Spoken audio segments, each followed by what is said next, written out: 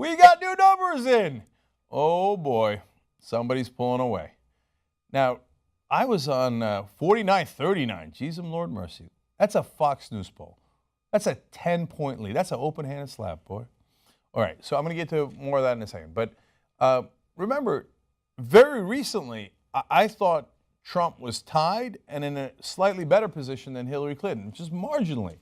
But here we are, just 4 or 5 days later, and Trump has punched himself in the face about 12 times since then, with significant damage. And I'm going to show it in the polls for you in what we've seen since my appearance on ABC's This Week. And that's what started the trouble for him, not my portion of that program, but when he talked to George Stephanopoulos and attacked Kaiser Khan, Captain Khan, who was killed in 2004. That's a speech from the DNC. I'll get to that in a second.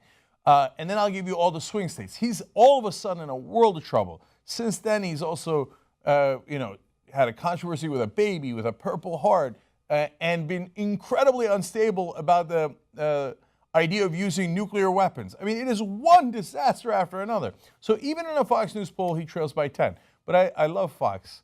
I don't. I'm amused by them, though. Here's a screen capture of how they reported this news. Remember, she's crushing him in their own poll. Graphic, poll, Trump leads on the economy. That's the only positive thing they could find in the poll where Trump did better. So immediately they lead with, he leads on the economy. I mean, overall, he's getting killed. But anyway, it is what it is. Okay. So on that Kaiser Khan controversy, that's the dad of Humayun Khan, who was killed in Iraq. He's an American Muslim and talked about that at the DNC. So it turns out a whopping 77% of Americans knew about the exchange between Khan and Trump, which is a giant number. I'm not sure I would have expected it to be that high. So that made a big difference because nearly 7 in 10 of those who have heard about the controversy think Trump stepped over the line. So that was a significant body blow for Donald Trump. One more in that regard. This is all from the Fox News poll, by the way.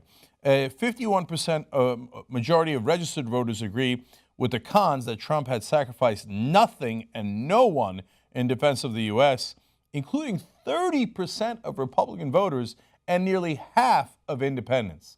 So he had done, a convention that had about 40% of Americans saying that it was a pretty good convention, but he got 3-4 point bump, which is an okay bump out of it. Democrats do a convention that about 60% of Americans said was very good, and they got a bigger bump. So Hillary Clinton went from down a little bit to up about 5 points. So she had about a 7-point bump there, roughly, from their convention.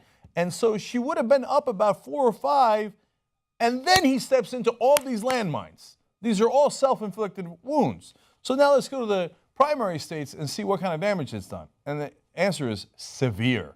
So you go to New Hampshire. New Hampshire's already over. That's a 15-point lead for Hillary Clinton. Done. So if it is Trump versus Clinton, as we have it now, and that's a giant if, and I'll tell you why in a second, and the election was held not today, but in November, I'm calling New Hampshire already.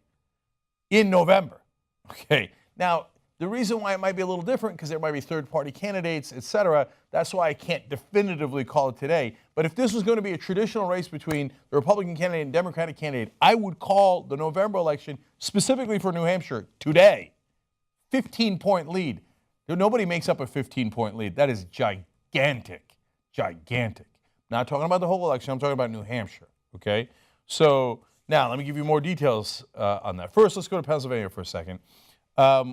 She's got an 11-point lead there. Now, I thought, again, as recently as my appearance on This Week, that he had a really good shot at winning Pennsylvania. All of a sudden, he's down by 11 points.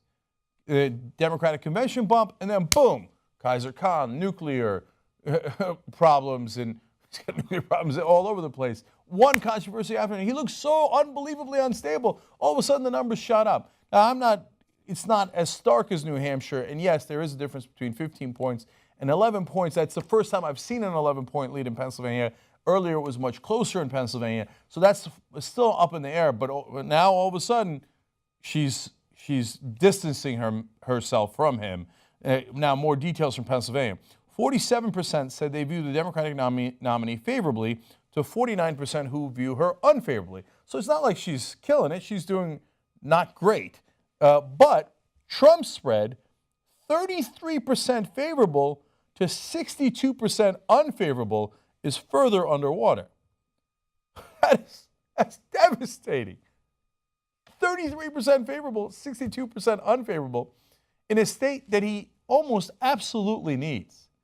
Now, Pennsylvania has gone to Democrats for a long time. Since 1992, it's gone to Democrats fairly comfortably. People keep calling it a swing state when it really hasn't been for all that time. In this case, it could have been because the Rust Belt's really hurting, and that message was resonating there for a while with Trump. But if she's almost pulled even on unfavorables, and he's got a 2-to-1 unfavorable to favorable, that is really bad news for Donald Trump. It's so bad, it's so much bad news that this dynamic as a two-person race might not last long. Let me give you more states. Michigan, 41-32. I'm surprised the lead isn't larger in Michigan, but I would be shocked, though, if not only Donald Trump won Michigan, any Republican candidate won Michigan. So I think that's already in the Democratic column unless some sort of miracle happens. But get a load of this. 30% of self-identifying Michigan Republicans are not backing Trump. That is a giant number. 30% of Republicans are not backing Trump.